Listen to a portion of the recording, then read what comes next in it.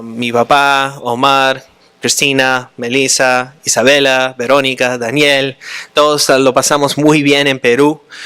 Mis padres siguen ahí. Omar y Cristina ya regresaron. Cristina se enfermó un poco, entonces por eso no está aquí hoy día. Yo creo que vamos a dar más anuncios en cómo fue todo en Huánuco, pero yo creo que ya ustedes han escuchado cómo nos fue. Predicamos en 16 eventos. 1500 por ahí jóvenes escucharon la palabra, y no sé si ustedes conocen cómo trabaja Proclama, pero Proclama es una organización que lo que ellos hacen es que ellos traen algo educativo para las escuelas públicas y algunos privados en países como Perú, Honduras, República Dominicana y cosas así. Y lo que ellos hacen es que ellos traen algo educativo. En este caso era cosas de la pureza sexual, y después de eso terminamos con un mensaje de las escrituras en el evangelio, y dándole la oportunidad a los jóvenes que reciben a Cristo. De los 1500 jóvenes que que escucharon la palabra, 448 448 jóvenes recibieron a Cristo como su Salvador por primera vez, y 180 y pico, 180, rededicaron sus vidas a Cristo, significando que ellos están viviendo su vida no como un cristiano y decidieron a seguir el paso del Señor. Nosotros nos juntamos con una iglesia de la Alianza en Perú, con el pastor José Antonio Delgado. Y él fue instrumental en poder calzar a tantos jóvenes, pero como un testimonio, una vez que estábamos enseñando y el mensaje y todo eso, un director asistente escuchó el evangelio y recibió a Cristo durante ese mensaje, y después mi mamá vino y le habló, y la directora estaba tan feliz por recibir a Cristo como su Salvador, que ella salió y dijo: Pastor José Antonio, yo quiero hacer 2 eventos más ahorita, te voy a traer jóvenes y vamos a hacer más, porque más jóvenes tienen que escuchar este mensaje. Y entonces eso nos muestra qué tan poderoso es la palabra de Dios y su mensaje. Y algo que voy a usar como mi dirección ahora al mensaje de hoy, pero antes que empezamos el mensaje, vamos a orar entonces. Señor Padre nuestro, entremos en tu presencia, dándote gracias por ser un Dios tan misericordioso, tan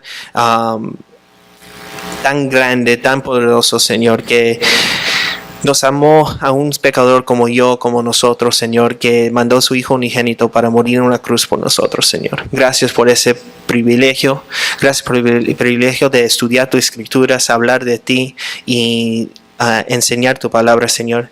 Yo pido, Señor, que me ayudes, Señor, en mi español, y que en todo lo que aprendemos hoy día sea las palabras tuyas y no los míos, Señor. Yo oro todo eso en el poderoso sangre de Jesucristo, que cambie los hombres. Amén. Entonces, el viernes recibí un llamado de Juan Carlos, y parece que Osvaldo se enfermó, algo así, había una complicación, no le podía escuchar muy bien porque la recepción de Juan Carlos no era muy bueno, pero Osvaldo iba a predicar hoy día y me dijo: Jesús, tú puedes predicar el domingo, y dije: ok. Lo que voy a enseñar hoy día fue algo que el pastor José Antonio Delgado me pidió que enseñe en una iglesia en Huánuco, Perú. Y la iglesia cuando yo fue una de las iglesias más viejas en Huánuco. Fue establecido hace años atrás, y ha recibido varios cambios durante el tiempo. Entonces han tenido cambios de pastores, cambios de miembros, cambios de diferentes enseñanzas que estaban entrando a Huánuco, falsos, que dañaba la iglesia, y la iglesia fue una iglesia bien grande a una iglesia ya más pequeña. Y cuando entré, yo me fijé y había varios jóvenes en esa iglesia, y lo que me sorprendió es que cuando estaba hablando con el pastor me decía que el cristiano mayor de edad no física, pero espiritual, era como de 4 o 5 años de edad espiritualmente. Entonces acaba de recibir a Cristo hace 4 o 5 años atrás. Entonces su problema que tenía es que no tenía miembros de la iglesia que participaban de la iglesia, ayudaba la iglesia. Entonces él me pidió, de parte de su entrenamiento de liderazgo para la iglesia, enseñar algo sobre ministrar en tu iglesia. Entonces yo no tenía nada planeado. Me mencionó esto José Antonio Delgado el jueves en la mañana y tenía que enseñar el jueves en la noche. Entonces yo no tenía nada preparado. Entonces empecé a orar a Dios y Dios me mostró algo en las escrituras que quiero darles a ustedes también acá en los Estados Unidos, que en realidad tenemos un grande problema, no tanto de vez en cuando en varios miembros de nuestra iglesia, pero es algo si no todos los miembros están activos en la iglesia, hay un problema con esa iglesia. Porque la Biblia bien fácilmente dice, o bien dice, que todos somos miembros del cuerpo de Dios. Y todos debemos tener nuestra propia posición en la iglesia, en el cuerpo de Cristo. Y cuando estoy hablando del cuerpo de Cristo, no estoy hablando del cuerpo de Cristo general, mundial. Estoy hablando del cuerpo de Cristo local, nuestra iglesia, Iglesia Hispana de Boca Ratón. Entonces, yo quiero que hoy día el mensaje sea algo dirigido a cada individuo acá, para que ustedes se puedan, y yo también me puedo examinar y ver cómo estoy dedicando mi tiempo personal a la Iglesia Hispana de Boca Ratón. Entonces, cuando vemos esto, yo siempre les digo a mis jóvenes, y algunos de ustedes van a recordar, que Dios te va a pedir que haces un ministerio en su reino. Y tú tienes una decisión, hágalo o no hacerlo. Y si decides no hacerlo, Dios te va a usar a las fuerzas.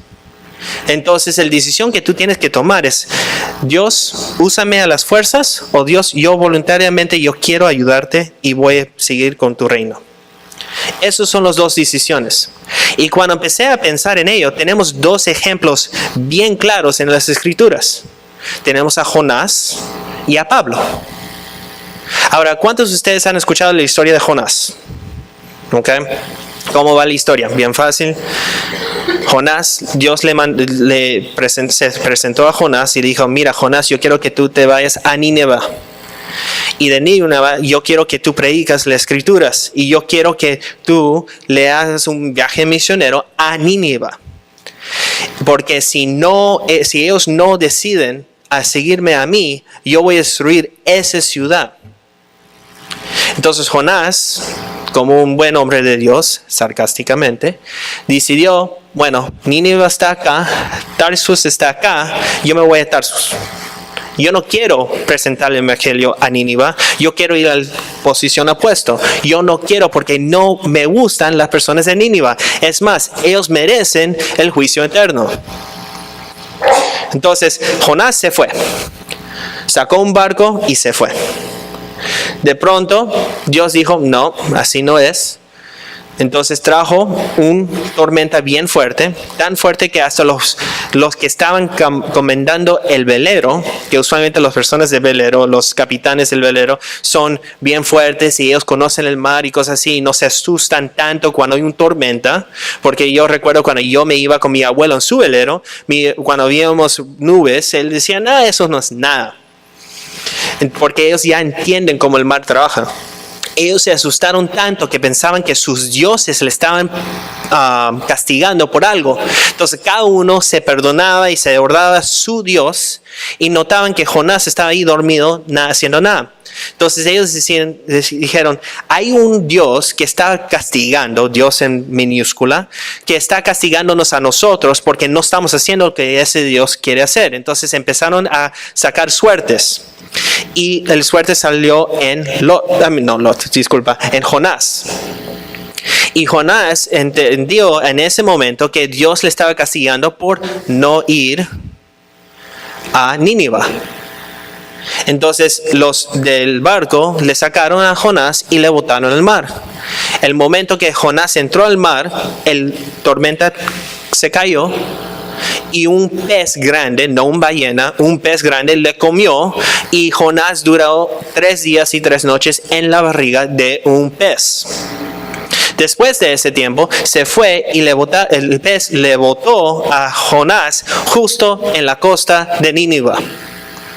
Ahora, para que ustedes puedan entender lo que estoy tratando a llegar en unos siguientes minutos, ¿qué es lo que pasa cuando usted está en el barriga de un pez? Bueno, ¿qué hay en nuestras barrigas? Ácidos, químicos y cosas así, que destruye la comida que nosotros comemos para que podamos tener los nutrientes apropiados para nuestro cuerpo.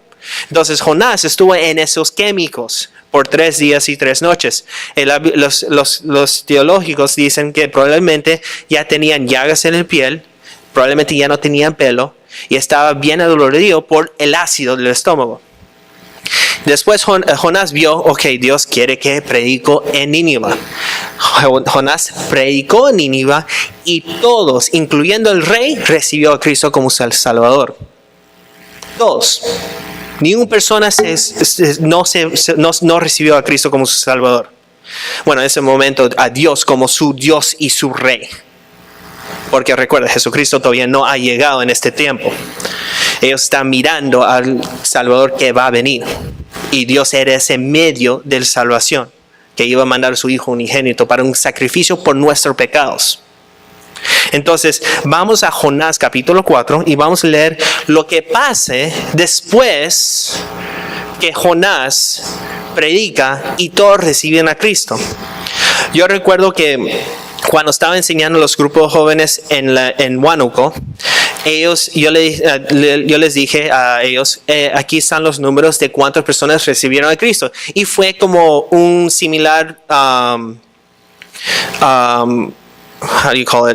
reacción que ustedes tuvieron cuando escucharon 448 jóvenes recibieron a Cristo el Salvador. Todos dijeron amén, gloria a Dios, qué chévere, qué bacán. En Perú usan más jergas y ellos decían, oh, gloria a Dios. Cuando después de cualquier viaje misionero que yo he ido, siempre ha sido así, como Dios te pone en ti una emoción que no puede ser dado si no es por Dios. Vamos a ver cómo Jonás reacciona a cuando, como la Biblia dice, más de 100,000 personas reciben a Cristo en una semana. Vamos a ver en Jonás capítulo 4. Pero Jonás, y no puedo pronunciar esta palabra, como dijo Hortensia, en extremo, y se enojó. Imagínate, Jonás, después de presentar el evangelio a 100,000 personas, se enojó porque recibieron a Cristo. Después Jonás oró a Jehová y dijo, ahora, oh Jehová, ¿no es esto lo que decía estando aún en mi tierra? Pero eso me apresuré a huir a Tarsis, porque sabía yo que tú eres Dios clemente y piadoso, tardo en enojarte y grande en misericordia, y que te arrepientes del mal. Entonces Jonás dijo, en vez de gloria a Dios por este momento tan glorioso que 100,000 personas recibieron a Cristo, Jonás dijo, estoy tan amargo ahorita. Mira Dios, esa fue la razón por que me fui a Tarsis. Yo me fui a Tarsis porque yo sé que tú eres un Dios misericordioso. Y si yo no lo haría, tú lo harías con otra persona. ¿Por qué me mandaste a mí, Jonás, a Nínive? Se enojó con Dios. Se enojó con Dios.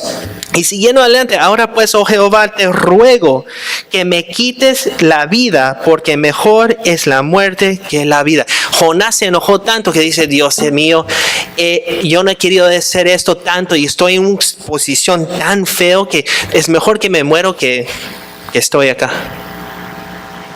¿Es una reacción normal de alguien que acaba de presentar el evangelio y 100,000 personas Dios le cambió sus vidas? Absolutamente no. Y Jehová le dijo, ¿haces tú bien en enojarte tanto? Y salió Jonás de la ciudad y acampó hacia el oriente de la ciudad. Y se hizo ahí una enramada enramada, y se sentó debajo de ella y la sombra hasta ver que acontecía en la ciudad. Entonces Jonás se enojó tanto que se salió de la ciudad, que todos recibieron a Cristo, probablemente festejando por lo que Dios ha cambiado la vida de todos. Y se fue, y vamos a ver, Dios le dio un arbolito que creció para darle algo de cubierto del sol. Y lo que pensé cuando leí esas escrituras es esto: si el rey recibió a Cristo como su Salvador, yo cuando fui a Huánuco, la iglesia fue bien misericordiosa con nosotros, y cada vez que vamos a un viaje misionero, la iglesia nos trata de ayudar con hospedaje y cosas así. Nos invita a su casa y dar de comer y todo eso. Imagínate, si el rey recibió a Cristo como su Salvador y Jonás fue el medio de cómo la palabra llegó a Nínive, ¿no piensas que el rey también le hubiese dado un hospedaje a Jonás en el palacio del reino? Pero Jonás se enojó tanto que se fue de la ciudad y que quería, en vez de estar en el palacio o con los ciudadanos de Nínive, decidió estar afuera. Y recuerda, Jonás tenía llagas en el piel, no tenía pelo, y el sol era brutal en ese área. Entonces él quiso hacer eso, y Dios dijo: mira, te voy a mostrar un poco de misericordia, como tú me dices que yo soy un Dios de misericordia, pero también soy un Dios de juicio. Entonces Jonás le vino y preparó Jehová Dios una cera, la cual creció sobre Jonás para que hiciese sombra sobre su cabeza y librase de su malestar. Y Jonás se alegró grandemente por la calabacera. Entonces Dios le creció un árbol para que le dé un poco de sombra del sol, y Jonás estaba bien contento. Gracias Dios por esta sombra. Pero al venir el alba del día siguiente, Dios preparó un gusano, en cual hirió a la calabacera y se secó. Entonces en una noche creció este árbol, en una noche se murió este mismo árbol. Entonces, y aconteció que al salir el sol, preparó Dios un recio viento solano, y el sol hirió a Jonás en la cabeza, y desmayaba y deseaba la muerte, diciendo: mejor sería para mí la muerte que la vida. Entonces Dios dijo a Jonás: ¿tanto te enojas por la calabacera? Y respondió: mucho me enojo hasta la muerte. Y dijo Jehová: ¿tuviste tú lástima de la calabacera, en la cual no trabajaste, ni tú la hiciste crecer, que en el espacio de una noche nació, y en el espacio de otra noche pereció?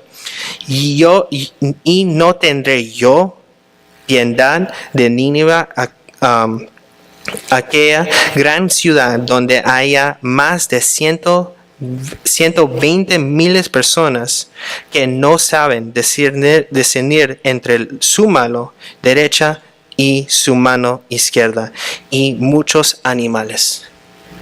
Imagínate, Dios le dice a Jonás: tú te enojas tanto sobre este árbol que creció sobre una noche y murió en otra noche, algo que tú ni trabajaste por ello, yo te lo di.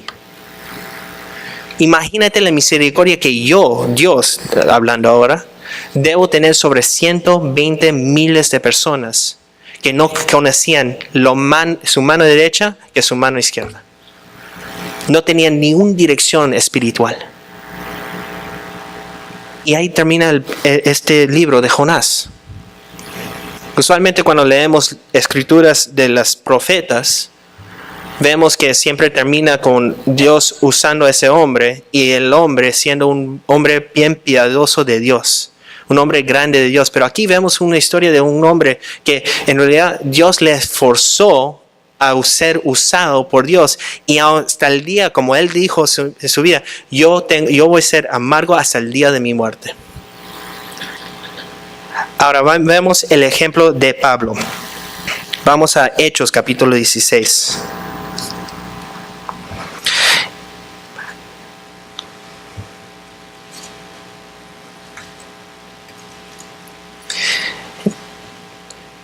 En Hechos capítulo 16, para darte una historia por el tiempo, Pablo estaba ministrando en el área de Asia Menor, que es Turquía. En este momento, ningún cristiano, después de la muerte de Jesucristo, ha llegado a evangelizar a Europa, a Grecia, Macedonia, a Roma, Italia y cosas así. Estaban siempre en Turquía, Éfeso, Galacia y en esos lugares. Entonces, acá estamos viendo que Dios está ministrando en Asia Menor, en Turquía, que es presentemente Turquía, y Dios le estaba cerrando las puertas a Pablo en todo camino que él iba. Y vamos a empezar con el versículo 6, 16, 6. Y atravesando Frigia y la provincia de Galacia, les fue prohibido por el Espíritu Santo hablar la palabra en Asia. Y cuando llegaron a Misia, intentaron ir a Bitinia, pero el Espíritu no se lo permitió. Y pasando junto a Misia, descendieron a Troas. Y se le mostró a Pablo una visión de noche, un varón macedonio. Estaba en Pirajón. ¿Ah? En pie, rogándole y diciéndole: pasa a Macedonia, ayúdanos. Cuando vio la visión, enseguida procuráramos partir para Macedonia, dando por ciento de que Dios nos llamaba para que les anunciemos el Evangelio. Entonces aquí tenemos otro ejemplo. Hasta el momento lo que los cristianos conocían más que todo era Asia Menor.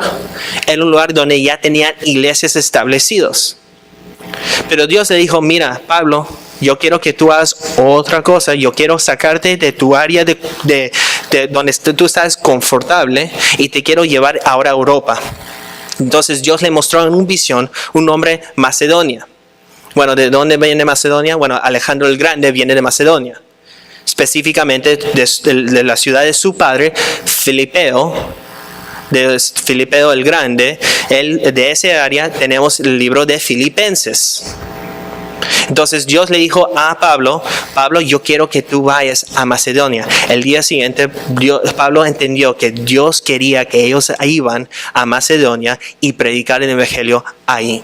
Entonces lo que hicieron es el día siguiente se pararon y se fueron allá. Para darles la historia, lo que pasa es que en Filipeo hay tan pocos judíos que cuando los judíos se encontraban en lugares donde no había suficientes judíos para tener ¿cómo se llama en inglés, en español? Sinagoga, ellos se reunían los viernes y los sábados por la mañana al lado del río para adorar a Dios. Entonces Pablo iba con sus compañeros al río para evangelizar a los judíos primeros, porque él siempre hacía eso, buscaba el sinagoga o los judíos en el área y evangelizaba a ellos primero y después a los gentiles. Entonces cuando llegó allá se encontró con una señora que tenía un negocio de fábricas púrpuras. Él evangelizó a ella le llevó a su casa, similar al directora que estábamos hablando, que ella recibió a Cristo y la primera cosa que quería hacer es que tantas personas posible escuche de la palabra de Dios, y Dios ministró por esa señora que llega a la casa y toda esa casa recibió a Cristo. Y después Pablo empezó a predicar en las calles sobre el evangelio de Cristo, y lo que hizo es que él empezaba a predicar y una chica le estaba persiguiendo diciéndoles: todos escuchan a ellos porque están hablando de la palabra de Dios, ellos son de Dios. Pero la forma que ella empezaba a gritar era para distraer a todos de escuchar el evangelio. Entonces Pablo se enojó tanto que se enteró que había un demonio en esa mujer, en esa niña, y le sacó el demonio de esa niña. Y al final de esa historia, esa niña era una forma de ganancia de otra persona, porque ella decía el futuro. Era una adivinadora. Entonces la señora se enojó tanto, el dueño de ella, que le encarceló a Pablo en la cárcel, y Dios le sacó milagrosamente de la cárcel, y el guardián de esa cárcel recibió a Cristo, y de ahí empieza la iglesia de Filipeo. Entonces tenemos dos historias acá. Jonás, un hombre que fue llamado para evangelizar a 120,000 de personas, y todos recibieron a Cristo, pero lo hizo a las fuerzas. Y Pablo, que cuando escuchó el llamado de Dios, se fue el día siguiente y le siguió.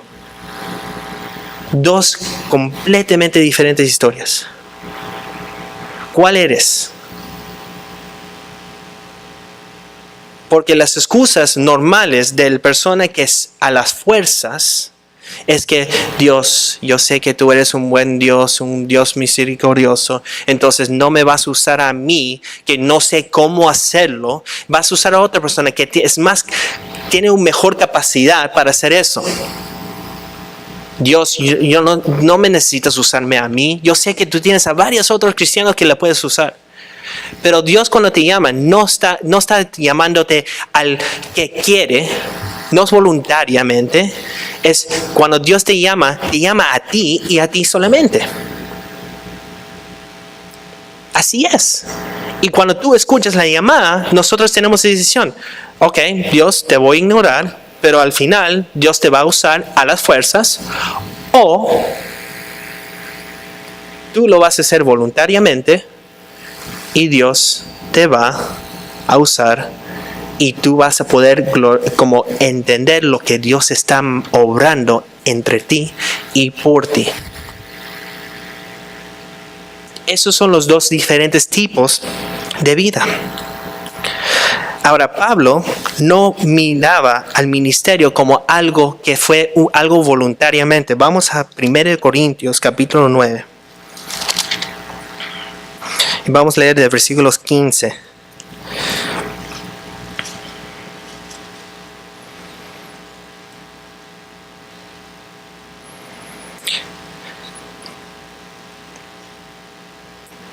Primero Corintios capítulo 9, versículo 15.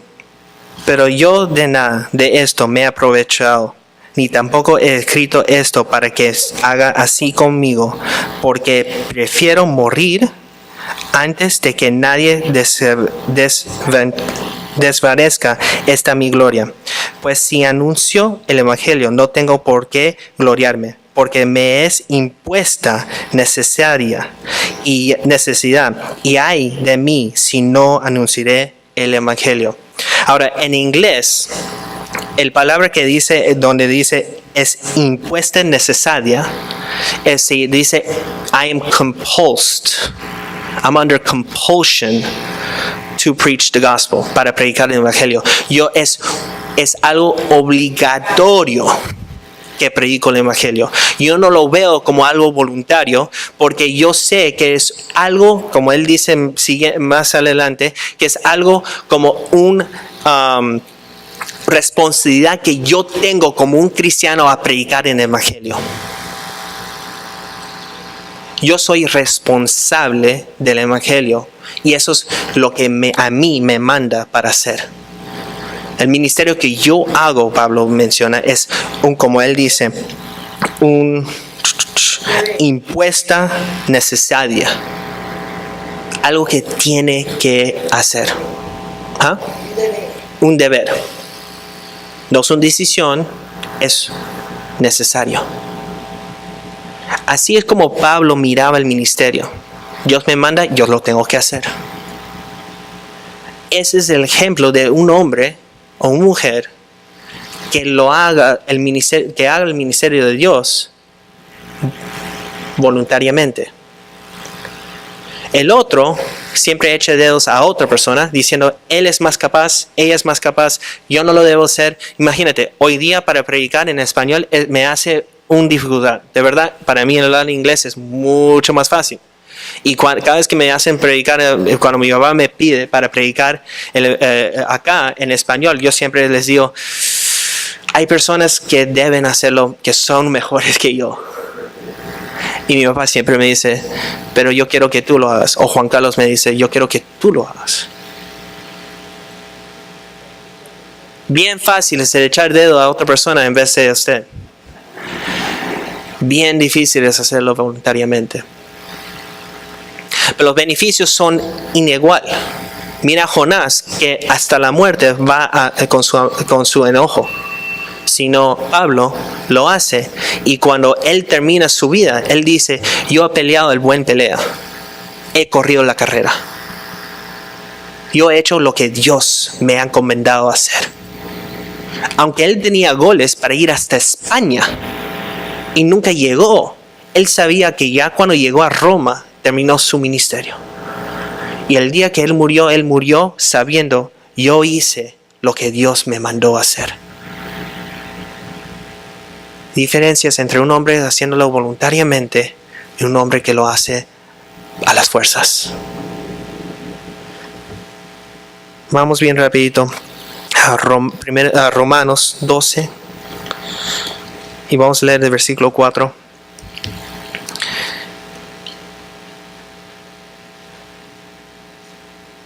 Porque de la manera que en el cuerpo tenemos muchos miembros, pero no todos los miembros tienen la misma función. Así nosotros, siendo muchos, somos un cuerpo en Cristo, y todos los miembros los unos de los otros. Cada individuo acá, si clamas ser un cristiano, Dios te está llamando a hacer algo. Si tú me vas a decir que Dios no me está llamando para hacer algo, entonces tienes que tomar unos pasos atrás y investigar cómo su vida espiritual está con Dios. Si no tienes esa relación con Dios, que en realidad la conversación con Dios es de los ambos lados, entonces estás orando, estás escuchando, estás leyendo, estás aprendiendo, estás meditando sus escrituras día y noche. Es bien fácil ignorar los señales que Dios te está mostrando. Yo me acabo de casar hace el año pasado, el 20 de julio. Entonces este mismo mes va a ser un año de casados. Y he aprendido varias cosas en ese año. Una cosa es comunicación. Si no hay ninguna comunicación entre Melissa y yo, es bien fácil para que yo falto señales que Melissa me está mostrando en cómo ella está físicamente, espiritualmente y también emocionalmente. El mismo forma en tu relación con Dios. Si tú no estás teniendo esa relación con Dios, tú bien puedes ignorar la llamada de Dios. Entonces, si tú me estás diciendo que no, Dios no me está mandando al momento para nada, entonces tú no estás escuchando, ni viendo, ni teniendo relación apropiada con Dios, que estás pudiendo ver cómo Dios te está llamando. Porque acá la Biblia bien claramente dice: todos somos miembros del cuerpo de Cristo y todos tenemos nuestra función. No hay ningún miembro del cuerpo que puede decir: yo puedo lidiar sin ellos. El dedo gordo del pie. Si no lo tienes, si no tienes zapatos, ¿qué te pasa? Te caes en la cara. Ese dedo gordo te ayuda por todo el balance que tú tienes en tu cuerpo para no caerse sobre tu cara. Mi papá sufre de un desbalance por sus oídos. En su oído hay como cosa que parece como una concha y hay líquido ahí. Y de vez en cuando hay pequeños pelitos que se usa para que como ahorita ves el botella, cuando lo volteo al lado, el agua no se va así, sino se conforma a cómo el botella está. Si lo hago de regreso, así es, y el agua no se mueve en la misma posición, en la misma forma en tu oído. Cuando tú vas de cabeza abajo, el agua sigue en la misma posición y los pelitos sienten ese movimiento y te dice tu cerebro que estás boca abajo. Así es como ustedes tienen su balance. Ahora, de vez en cuando se empieza a llegar unos partículas en ese oído, en ese lugar, y previene que los pelos sienten ese movimiento. Lo que pasa es que siempre piensas que estás en un barco moviéndose así.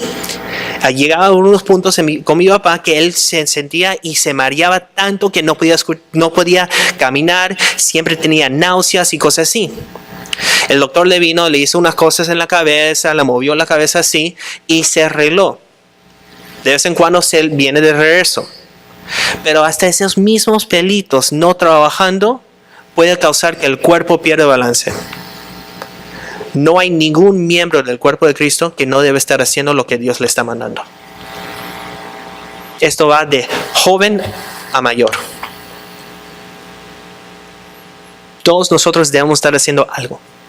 Y como yo le mencioné a la iglesia allá en Huánuco, yo les dije, cuando tú ves una iglesia que cada miembro del cuerpo de la iglesia está haciendo lo que Dios le está mandando, esa iglesia le pasa 3 cosas. Primero, cada individuo crece espiritualmente.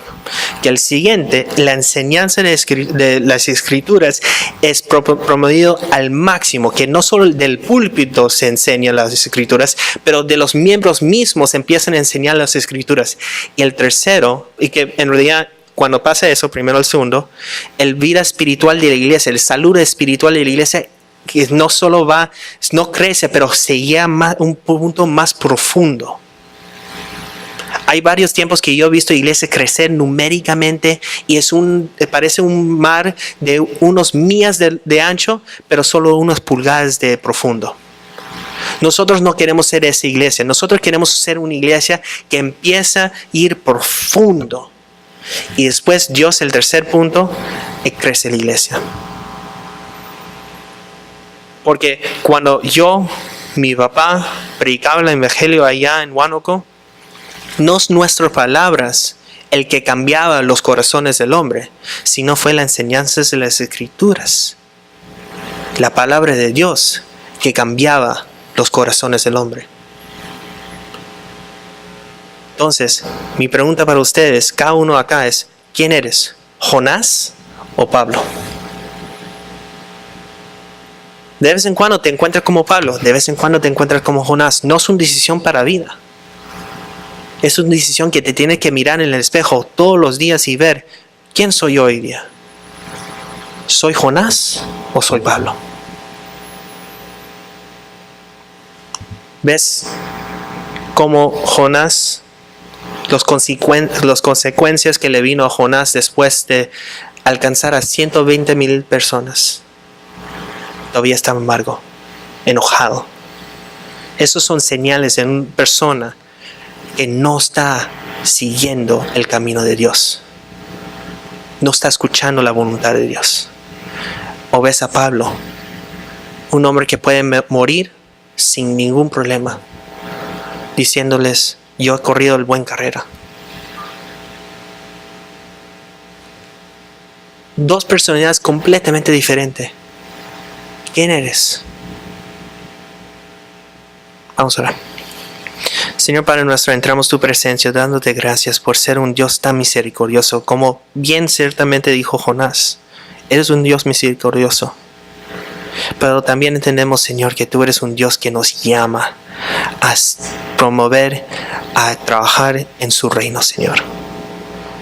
Ahora, Señor, yo pido que cada uno de nosotros nos miramos en el espejo y vemos quién somos. ¿Somos Jonás o somos Pablo? Personas que están corriendo, huyendo de tu llamada, o personas que están yendo a tu llamada, corriendo a tu llamada y escuchando más y más de cómo tú nos quieres usar, Señor. Yo he crecido en esta iglesia y yo he visto a esta iglesia crecer en maneras que nunca imaginaba. Ahora, Señor, yo pido que seguimos en el crecimiento espiritual, que después de eso se crece numéricamente, Señor.